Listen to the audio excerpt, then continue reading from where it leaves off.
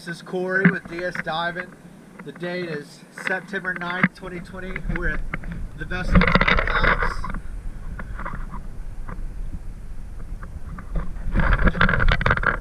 And this is the post-cleaning inspection. I'm going to show you the port side shaft is missing. It's shaft anode, came off during cleaning. We'll look at the other anodes, and we'll look at all the running gear that's been cleaned and the hull.